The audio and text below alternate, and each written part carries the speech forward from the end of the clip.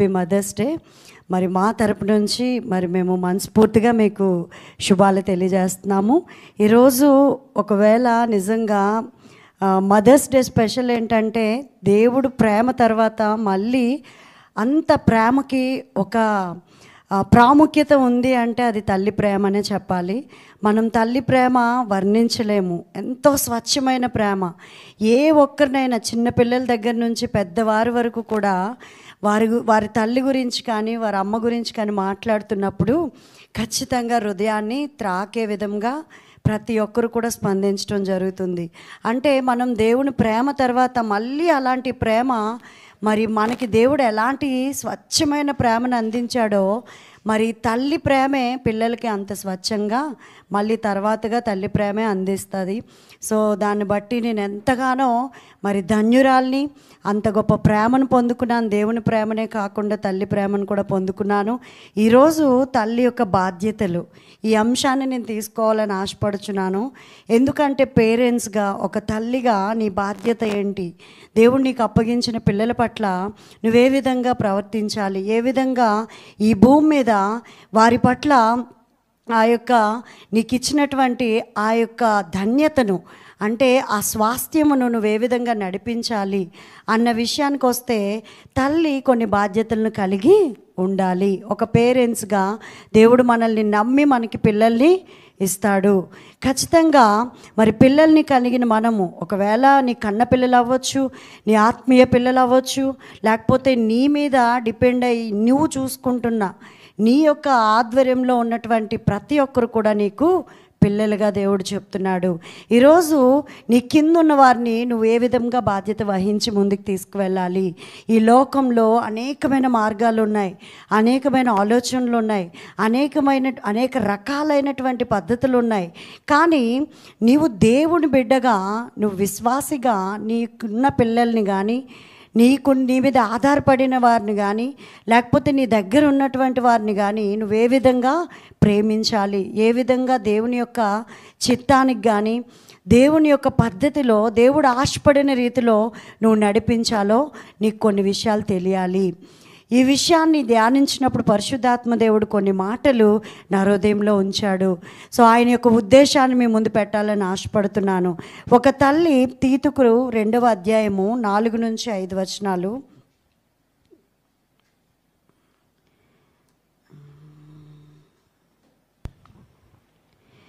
తీతుకు 2, 4, 5 వచనాలు. యవ్వన స్త్రీలు తమ భర్తలకు లోబడి ఉండి తమ భర్తలను శిశువులను ప్రేమించువారును, స్వస్థబుద్ధి గలవారును, పవిత్రులను, ఇంట ఉండి పని చేసుకుని వారును మంచివారునై ఉండవలనని బుద్ధి చెప్పుచు మంచి ఉపదేశము చేయువారునై ఉండవలనని బోధించుము.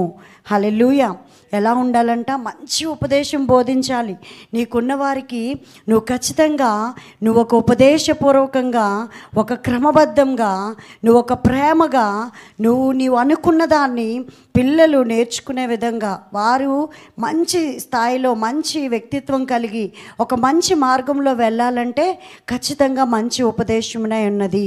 అది ఎక్కడుంది అంటే దేవుని యొక్క వాక్యం ద్వారా, దేవుని ద్వారా మాత్రమే అది సాధ్యము.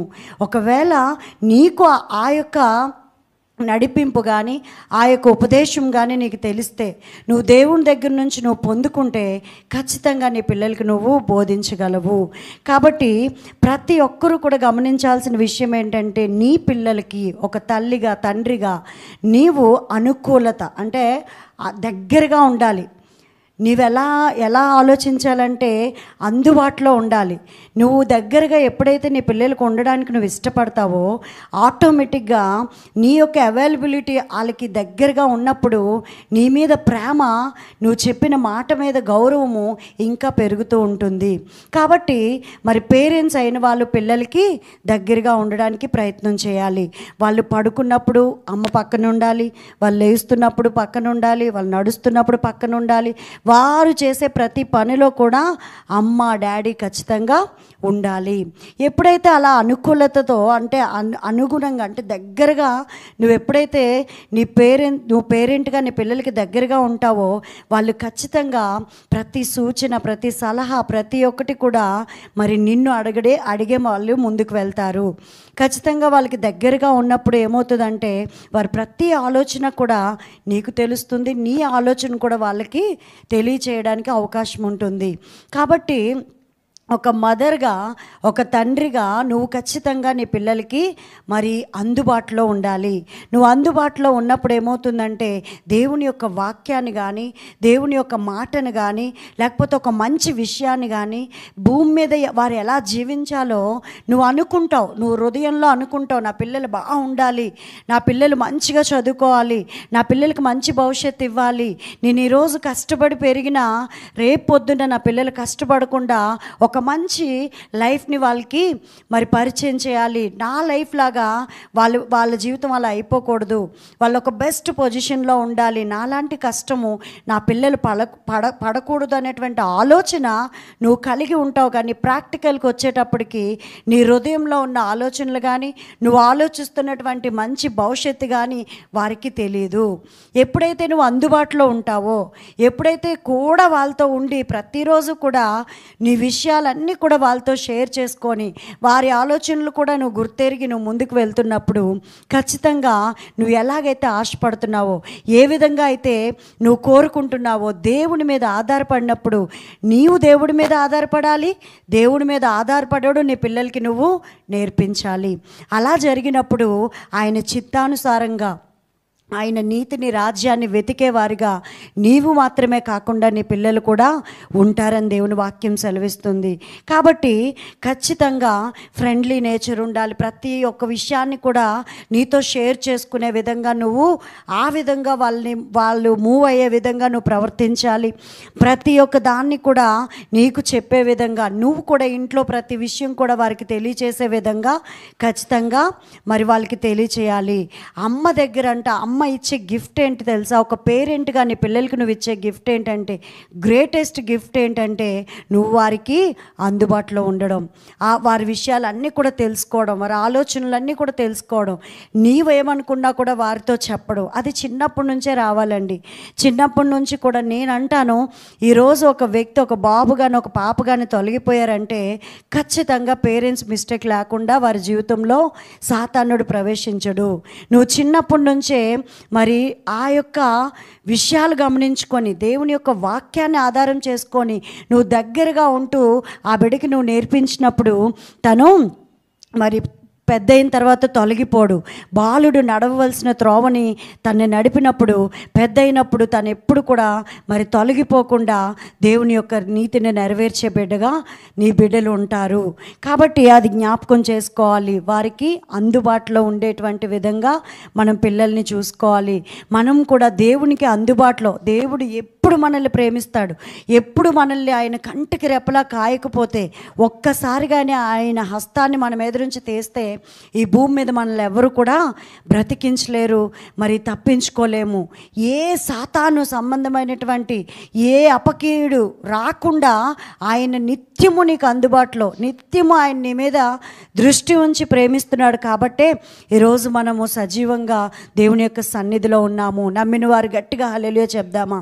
దేవుడు మనల్ని ఒకవేళ ఆయన కనుక మనకు అందుబాటులో లేకపోతే మనం ఈరోజు ఈ భూమి మీద ఉండేవారమే కాదు. కాబట్టి నీకు ఇచ్చిన పిల్లల పట్ల కూడా నీవు ఒక బాధ్యతను కలిగి ఉండాలి.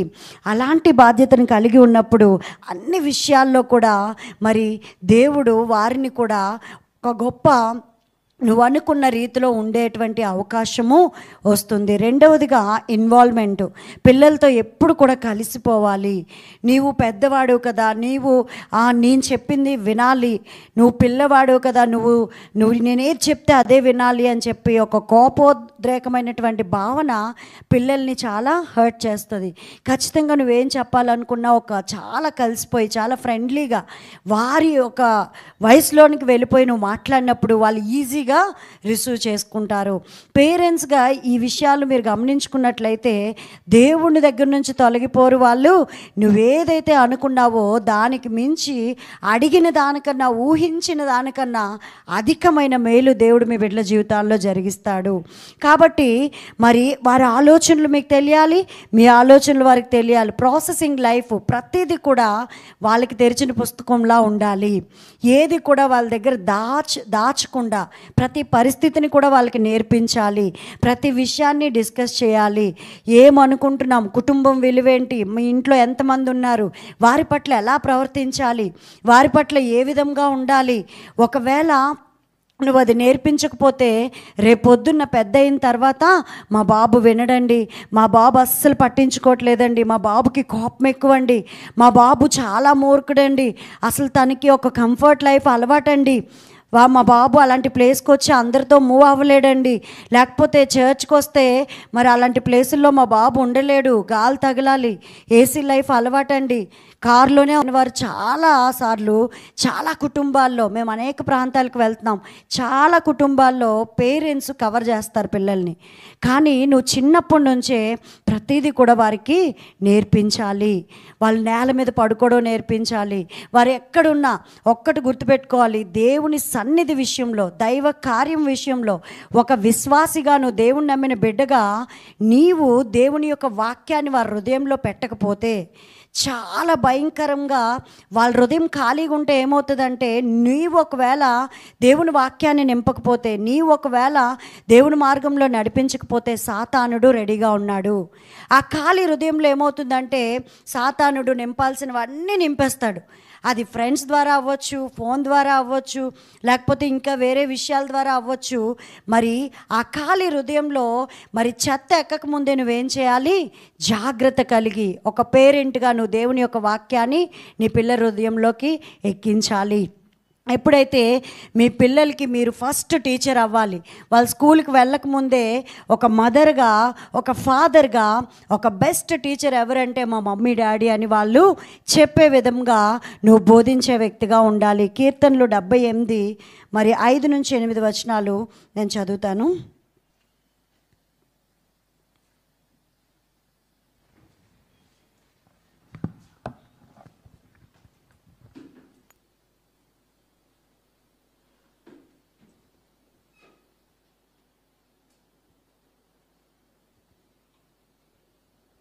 రాగల తరముల్లో పుట్టబోవు పిల్లలు దాన్ని ఎరుగునట్లును, వారు లేచి తమ పిల్లలకు దాన్ని వివరించినట్లును, వీరును దేవుని యందు నిరీక్షణ గల వారై దేవుని క్రియలను మరువకయుండి యథార్థ హృదయులు కాక దేవుని విషయమై స్థిర మనస్సు లేని వారై తమ పితరుల వలె తిరగబడకయు మూర్ఖతయు తిరుగుబాటును గల ఆ తరమును పోలి ఉండకయు, వారు ఆయన ఆజ్ఞలు గైకొనున్నట్లును ఆయన యాకోబు సంతతికి శాసనములను నియమించెను, ఇజ్రాయేలు సంతతికి ధర్మశాస్త్రం అనుగ్రహించెను, మన పితరులు తమ పుత్రులకు దాన్ని తెలుపవలనని వారికి ఆజ్ఞాపించెను.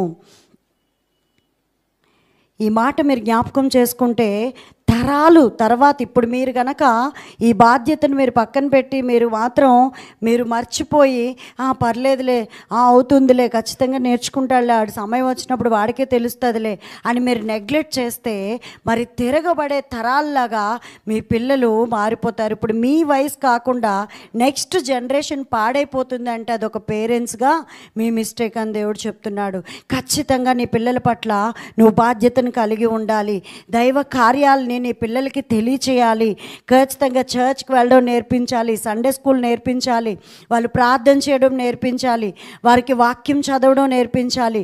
వారు ఉపవాసం ప్రార్థన అంటే ఏంటో ఆ ప్రాముఖ్యతను చిన్నప్పటి నుంచే మీరు వారికి తెలియచేయాలి.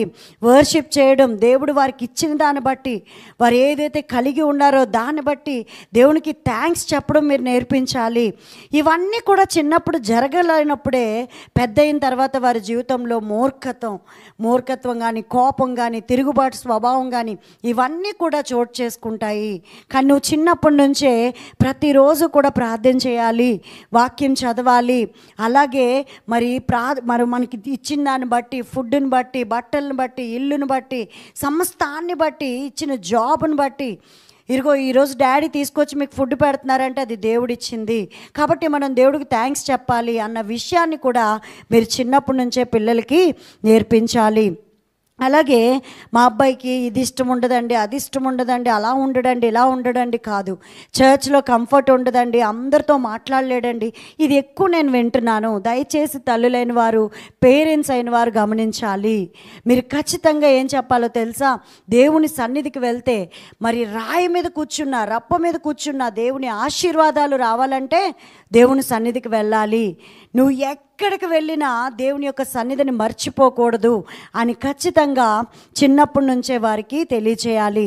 దేవుని వాక్యం ఏం చేస్తుందంటే వారి హృదయంలోని శాశ్వత కాల మార్గాన్ని ఏర్పాటు చేస్తుంది. కాబట్టి మీరు అది గమనించుకొని మరి ప్రతి చిన్నదాన్ని కూడా వారికి నేర్పించాలి. అందరినీ ప్రేమించడం, ఎవరికైనా హెల్ప్ చేయడం, వారి దగ్గర ఉన్నది ఇంకొకరి దగ్గర లేనప్పుడు వాళ్ళు ఇవ్వటం నేర్పించాలి. ఇవన్నీ కూడా చిన్నప్పటి నుంచి చేసినప్పుడు ఏమవుతుందంటే ఒకవేళ అది మన కులం రా, అది మన మతం రా అని ఆ యొక్క విభేదాలు, మీరు అలాంటి అవివేకాన్ని, అజ్ఞానాన్ని అస్సలు పిల్లల దగ్గర మాట్లాడకూడదు. ఖచ్చితంగా అందరూ ఒకటే, అందరినీ ప్రేమించాలి. దేవుడు అందరి కోసం చనిపోయాడు. ఈరోజు దేవుడు అలా అనుకుంటే మనం కూడా రక్షణ పొందుకోలేకపోయేవాళ్ళమండి. ఒకవేళ ఖచ్చితంగా గాజువాక ప్రాంతంలో ఉన్న బిడ్డల కొరకే యేసు ప్రభు సిలువ వేశారు అని చెప్పినట్లయితే నిజంగా మేమైతే దేవుణ్ణి నమ్ముకోకపోదుమేమో. కానీ దేవుడు అలా అనలేదు. ఈ యొక్క మానవాళ్ళందరి కొరకు కూడా ఆయన శిక్షను భరించాడు. ఆయన అందరి నిమిత్తం కూడా తన ప్రాణమును పెట్టి మనందరికీ రక్షణ భాగ్యం కలుగజేశాడు. అలాంటి భేదం దేవుడు చూపించలేదు. కాబట్టే ఈరోజు ప్రతి ఒక్కరూ కూడా ఆయన యొక్క నీడలో, ఆయన యొక్క ప్రేమలో కట్టబడి ఈరోజు ఆయన బిడ్డలుగా మనం పిలువబడుతున్నాము. నీ పిల్లలకు కూడా నువ్వు అదే నేర్పించాలి. ప్రతి ఒక్కరూ కూడా సమాజంలో ఒక్కటే అని చెప్పినప్పుడు వారు రేపు పొద్దున పెద్దవాళ్ళై గొప్పవాళ్ళు అయినప్పుడు వాళ్ళ ఒంటి మీద ఉన్నటువంటి బంగారం పోవచ్చు, వాళ్ళ ఒంటి మీద ఉన్నటువంటి బట్టలు పోవచ్చు, లేకపోతే అన్నీ కోల్పోవచ్చు. కానీ వారి వ్యక్తిత్వాన్ని ఎప్పుడు కూడా కోల్పోయే విధంగా మనం ఉంచకూడదు. వారికి ఒక మంచి వ్యక్తిత్వాన్ని, ఒక మంచి వివేకాన్ని, ఒక మంచి విధేయతను నువ్వు నేర్పించినట్లయితే రేపొద్దున ఎక్కడికి వెళ్ళినా వారిలో ఉన్న మంచి వ్యక్తిత్వమే వారికి ఒక మంచి మార్గాన్ని స్థిరపరుస్తుంది. దేవుడు వారి జీవితాన్ని విడిచిపెట్టడు. ఎందుకు అంటే ఏవైనా పోతాయి కానీ అదే కదా అంటారండి, చనిపోతే మాటే ఉండిపోద్ది, మేలే ఉండిపోద్ది అని ఎందుకు అంటారంటే అది పిల్లల విషయంలో కూడా నువ్వు ఆలోచన చేయాలి. నువ్వు పిల్లల్ని నెగ్లెక్ట్ చేయకూడదు. చాలామంది అనుకుంటారు పిల్లలే కదండి, పిల్లలే కదని. కానీ నీ పిల్లల్ని దేవుడు నీకు నమ్మి ఒక స్వాస్థ్యంగా, ఒక బహుమతిగా, పిల్లలు అనేది చాలా గిఫ్ట్ అంట. దేవుడు ఇచ్చేటువంటి బహుమానాన్ని దేవుడు నీ జీవితంలో ఇచ్చాడంటే నువ్వు దాన్ని ఒక శ్రేష్టమైన, ఒక పద్ధతిగా, ఒక క్రమబద్ధంగా దేవుడు పెట్టినట్టుగా, దేవుడు ఆలోచించే విధంగా నువ్వు ఆలోచించినట్లయితే ఖచ్చితంగా దేవుడు గొప్ప కార్యం చేస్తాడు. దేవుడి దగ్గరికి వెళ్తేనే ఆశీర్వాదాలు, దేవుడి నుంచే మనకి ప్రతిదీ వస్తుందన్న విషయాన్ని గట్టిగా తెలియచేయాలి. అలాగే మరి మీరు మూడవదిగా చూసినట్లయితే ట్రైనింగ్. దేవుడు కుటుంబం అనేది ఒక ట్రైనింగ్ వ్యవస్థ అంట. కుటుంబం అనేది ఒక ట్రైనింగ్ సెంటర్ అంట.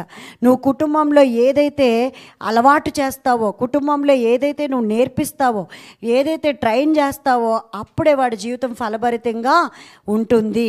ఎందుకంటే చాలాసార్లు కుటుంబంలోనే పిల్లల్ని చాలామంది అంటారు నీకేం ఉండదురా, నువ్వు పాడలేవు, నీకు స్కిల్స్ లేవు, నీకేమీ లేవురా అని చెప్పి చాలామంది కించపరుస్తూ ఉంటారు. అంతెందుకు కుటుంబ సభ్యులు కాదు, తల్లిదండ్రులే చాలాసార్లు పిల్లల్ని తక్కువగా మాట్లాడతారు. నువ్వెప్పుడైతే వారిలో ఉన్నటువంటి ఆ యొక్క తలాంతను గుర్తించాలి. స్పిరిచువల్ గిఫ్ట్స్ కూడా దేవుడు ఇస్తాడు. పాడడం కానీ, వాయించడం కానీ, టాలెంట్స్ ఏంటనే ఉన్నవి, అవి దేవుడికి ఏ విధంగా ఉపయోగపడతాయి అని నువ్వు గుర్తెరిగి ఖచ్చితంగా ఆ మార్గంలో నువ్వు పిల్లల్ని నడిపించాలి. స్పిరిచువల్ గిఫ్ట్సే కాదు, ఫిజికల్గా కూడా వాళ్ళకి కొన్ని స్కిల్స్ ఉంటాయి. వాటిని మనం ఎంకరేజ్ చేస్తూ ముందుకు తీసుకువెళ్ళాలి. పిల్లలకి అది రాదు, ఇది రాదు, నువ్వేం చేయలేవు, నీకు అంత టాలెంట్ లేదురా, నీకు ఆ విషయంలో అవగాహన లేదని మనం తక్కువ చేసి మాట్లాడినప్పుడు పేరెంట్స్గా మీరు ఏది మాట్లాడితే అది హృదయంలోనికి వాళ్ళకి వెళ్ళిపోద్ది. ఓహో, అయితే నాకు రాదు, అయితే నేనేం చేయలేను అనేటువంటి ఆలోచన వారికి బలంగా మరి నాటుకుంటే వారు ముందుకు వెళ్ళలేని పరిస్థితి అయిపోద్ది. ఎందుకంటే ఎక్కువ ట్రస్ట్ చేసేది తల్లిదండ్రులనే, వారు మొట్టమొదటిగా నమ్మేది తల్లిదండ్రులనే. కాబట్టి తల్లిదండ్రులు అయిన వారు చాలా జాగ్రత్తగా పిల్లల ముందు మాట్లాడాలి. అలా మాట్లాడినప్పుడు చూడండి, మీరు గమనించినట్లయితే ఏ ఒక్కరిలో కూడా ఆ జ్ఞానం అనేది ఉండదండి. గుడ్డి వారిని చూడండి, కుంటి వారిని చూడండి, వాళ్ళలో కూడా అద్భుతమైన టాలెంట్స్ ఉంటాయి.